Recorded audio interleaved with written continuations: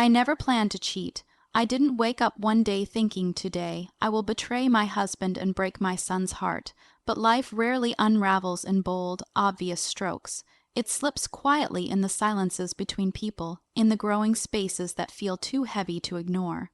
Tom and I had been married for 19 years. We were partners in routine more than anything else, raising our son Ryan, paying bills, and keeping the wheels turning. Somewhere in that routine, affection turned to habit, and habit into silence.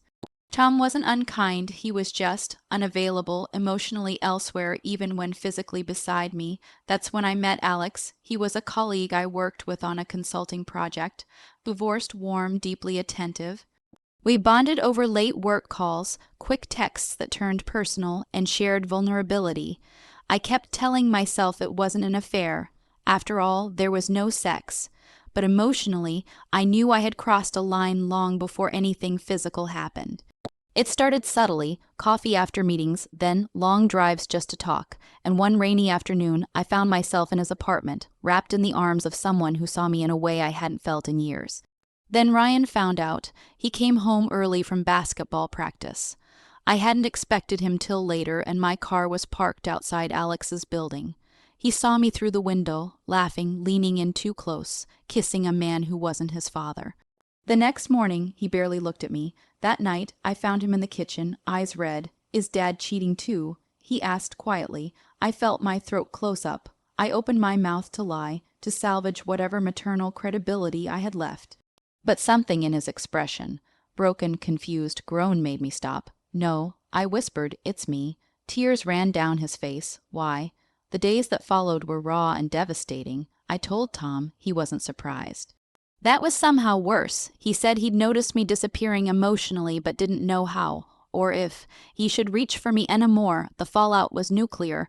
Ryan refused to speak to me for weeks. Tom moved into the guest room. And Alex, he became a symbol of something I could no longer keep. A comfort that was part of the hurt now, but something else happened too. For the first time in years, Tom and I talked, not politely. Not passively, honestly. We unpacked years of emotional neglect and silent resentment. We acknowledged the ways we both gave up on trying. We didn't save the marriage. We divorced 6 months later, but I stayed honest. Ryan and I went to therapy. He asked hard questions. I answered every one, not to excuse, not to justify, but because I owed him the truth. He deserved to know that love is messy, that people fail, and that sometimes being a parent means owning the pain you've caused, even when it guts you. 3 years later, we're in a better place. Ryan still carries the scars, but he respects that I didn't hide. Tom and I cope, errant with civility and even glimpses of friendship. As for Alex, I ended it. Not because I didn't love him, but because I needed time to rebuild who I was outside of secrets. I'll never forget the look on my son's face that day. It changed my life. It shattered the mask I wore and forced me to live with my choices. But in doing so, it gave us a shot at healing. Not as the perfect family, but as real people, finally telling the truth. The day began like any other, deceptively ordinary. I remember the way the light filtered through the blinds in Alex's apartment, the soft hum of the kettle boiling in the background, the comforting way his hand grazed mine as we talked about nothing and everything. It was that gentle kind of intimacy. No fireworks, no scandalous lust, just two people who had grown emotionally dependent on each other. I had convinced myself it was safe, that what we had, though technically wrong, was justifiable because it filled a void I had stopped acknowledging in my marriage. It was raining outside, thick summer rain that made the roads slick and emptied the streets. I thought I was in the clear. I had told Tom I had an early meeting, and Ryan, my 17-year-old son, was supposed to be at basketball practice until 6. These were the calculations I had become used to making, managing time, managing lies. We didn't hear the knock, or maybe there was none. I heard the door creak slightly, then the unmistakable sound of sneakers on the wooden floor. My heart stopped before I turned, before I saw his face. Ryan stood there wet from the rain, gym bag slung over his shoulder, staring at me like he didn't recognize the woman in front of him. I was frozen, caught, not in the physical act of sex, but in the much more damning reality of being with someone else. The kind of closeness that says far more than bodies ever could. I moved away from Alex instinctively, like distance could erase what he had seen, but it was too late. He didn't say a word. His eyes scanned the room, then landed on me, narrowed and glassy. For a moment, I thought he might yell, maybe even cry, but he didn't. He just stood there, taking it all in, slowly. It was worse than if he had exploded. It was the look of disappointment, of confusion, of something sacred being torn. He turned and walked out.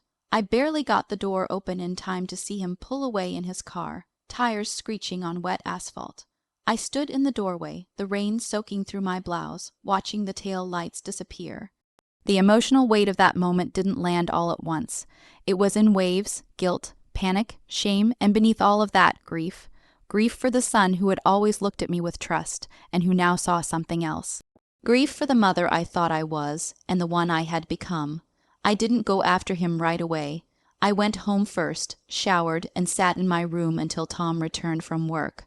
I didn't know what Ryan would say, or if he'd say anything at all. The silence in the house that night was unbearable. At 10:47 p.m., the hallway creaked. I found him in the kitchen, leaning against the fridge, arms folded tightly across his chest like a shield. His voice was low. "I saw you with him." I nodded. I couldn't lie. Not anymore. He didn't scream. He didn't cry. His face was calm, but cracked around the edges. "Does Dad know?" "No," I said, unable to look at him. There was a pause, long and sharp. "Is he cheating too?" I felt something in my chest break open. I shook my head. "No, he isn't." He looked away. "Then why did you?" That question still echoes in my mind. Why did I? Was it loneliness? Emotional starvation, or had I just given up on trying? I wanted to explain that I still loved his father in some way, that it wasn't about sex, that I was aching for someone to see me. But how do you say that to your child? How do you justify a betrayal with emotional hunger? I said nothing. He walked away again, and I let him. Not because I didn't care, but because I knew that whatever came next, I had just become someone different in his eyes. And I couldn't undo that. What I didn't know then was that this moment would force everything into the open. Our crumbling marriage, my emotional detachment, even the role I had silently abandoned within my own home. The damage was done, but for the first time in years, the truth had finally cracked through the silence. I didn't sleep that night. I heard Ryan's door open twice, then close again. I sat on the edge of my bed with my phone in my hand, staring at Tom's contact name, wondering how to tell a man I once promised forever to that I had quietly broken the vows we never really spoke about anymore. When morning came, I made coffee like I always did, as if the routine could shield me from the truth now floating in the air between us. Tom walked into the kitchen, kissed my cheek absently, and went straight for the cereal. I watched him, my heart pounding against my ribs like it wanted to run. "I couldn't take it anymore. I need to talk to you," I said, barely above a whisper. He looked up. The way his eyes softened before hardening again told me something I hadn't expected. He already knew. We sat at the dining table, the one we bought when Ryan was a toddler, where we had once played board games and cut birthday cakes. I told him everything, not in a way that asked for forgiveness, just plainly. I didn't give him the edited version. I told him about Alex, about how it started, about the nights I'd come home later than necessary. His face didn't change much, but his hands trembled slightly, and I noticed how tightly he clenched his jaw. He didn't yell. Instead, he asked, "How long have you been gone from me?" That hit me harder than if he had shouted, because it was the right question, not "When did the affair start?" but "When did you stop being mine?" I cried. He didn't. He just sat there, staring at the wood grain of the table, like if he looked at me, it would all become real. When I told him Ryan had seen me, the first real crack in his voice appeared. "He saw you." I nodded. He stood up, walked to the sink, and just stood there for a long time, hands braced on the edge. I wanted to go to him, to comfort him in some twisted way, but I knew I had forfeited that right. He turned back around. "We'll talk later. I need to be alone." Those words hurt, but they were fair.